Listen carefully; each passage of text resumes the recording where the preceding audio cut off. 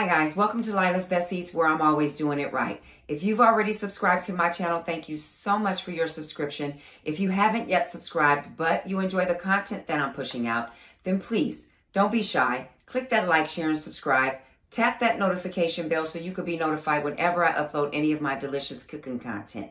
Now, before I get into today's video, I want to give you a little back history on this recipe. Today's recipe are my sweet potato hash browns. And this particular recipe is a recipe that I created randomly in the kitchen one morning because I love potatoes so much, but because I suffer from gastrointestinal issues, it's hard for me to digest russet potatoes or red potatoes or certain potatoes. And so I had a bag of potatoes, but they were sweet potatoes. And so I decided that morning, one morning, that I was just going to wake up and say, hey, let me try to make these sweet potatoes, right?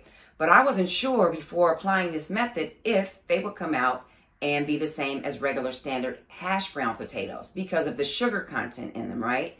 Normal regular russet potatoes just have a high starch content, but with a sweet potato, you have to worry about the sugar content.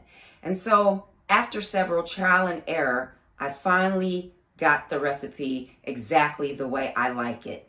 And if you can accomplish this recipe, trust and believe, you're going to love it too.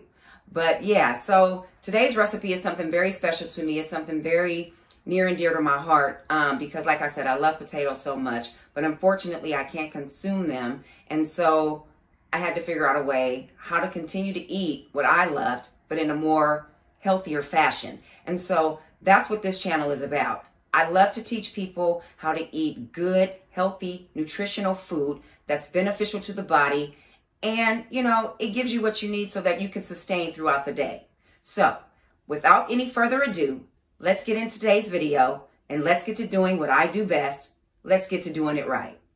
Hey guys, you know what time it is. Let's get to doing it right. Let me show you how to make my sweet potato hash browns. You will need 1 medium or 2 small sweet potatoes, a grater, sandwich bags, olive oil, sea salt, and black pepper. Before starting the peeling process, be sure to clean your potato either with fruit and vegetable spray and pat it dry, or under cold water and pat it dry. Either way, clean the potato to remove any excess dirt, then choose to use either a large knife like I'm using or a potato peeler. I chose to use a large knife because it's comfortable in my hand and also because it covers a larger area of the potato, which makes for a much quicker peeling process. But you choose whatever works best for you. Once we have completed peeling the potato, grab your grater and use the side with the larger hose to shred the potato. What we are trying to achieve here in this step are long shreds of potato, not short shreds or pieces of potato. And the way to do that is by starting at the top of the grater using a one-stroke motion. Then once you reach the bottom of the grater, remove the potato from the grater and start at the top again. If we consistently stroke the potato without removing it from the grater, you will end up with short shreds and pieces, and we don't want that. Our potato shreds should resemble the same look as regular hash brown potatoes. Be careful not to cut yourself on the grater as the potato gets smaller in size. When you're done shredding the potato, this is what the potato shreds should look like. They should be slightly thick and long. Okay guys, it's time to get your sandwich bag. Open it up and put a heaping handful of potatoes in it, roughly about 1 cup. Then we're going to add just a little bit of olive oil to the bag of potatoes. The reason we're doing this is so that the salt and pepper can adhere to the potatoes prior to cooking. Next, add about 1/8 of a teaspoon of black pepper to the potatoes, followed by 1/8 of a teaspoon of sea salt. Once we've added our salt and pepper, we can then close the sandwich bag and give these potatoes a very vigorous shaking to ensure that all the potato shreds are evenly coated with oil, salt, and pepper before moving on to the next step. So, shake, shake, shake, and let's move on. For the next process, you will need a 10-inch skillet, and to that skillet, you will need to add a shallow bath of olive oil over a medium-low heat. But don't overdo it, guys, and add too much. Add just enough so when you put the potatoes in, they become slightly submerged. In this next step, you will need to add half of the shredded potatoes to the preheated oil and begin making one even layer in the bottom of the skillet. The reason we want to make sure we evenly layer the potatoes is because we want to be able to allow the air to get in between the potatoes during the cooking process so that we end up with crunchy hash browns and not soft and soggy hash browns.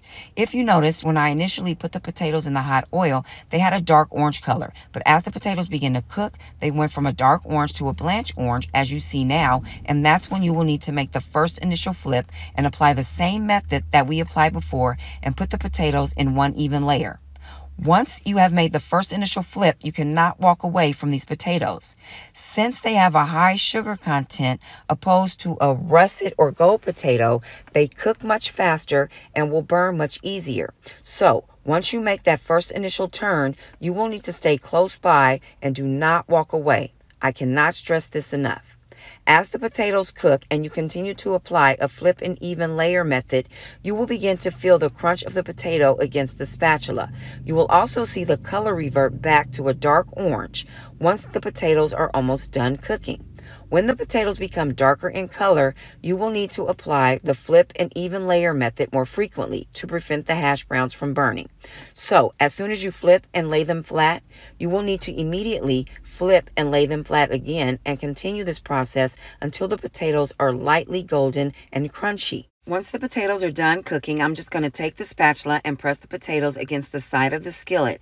And because of the high sugar content in the potatoes, they're going to stick together. And then I'm just going to put them onto a paper plate with a paper towel to allow any excess oil to drain. And then I'll just continue to remove the remaining potatoes from the skillet, pressing them against the side and putting them onto a paper plate as well. You might want to use a slotted spatula for this because you don't want to pick up any excess oil. So I find that a slotted spatula like the one I'm using works best. Once the potatoes are done cooking, this is what they should look like. They should be light and golden in color.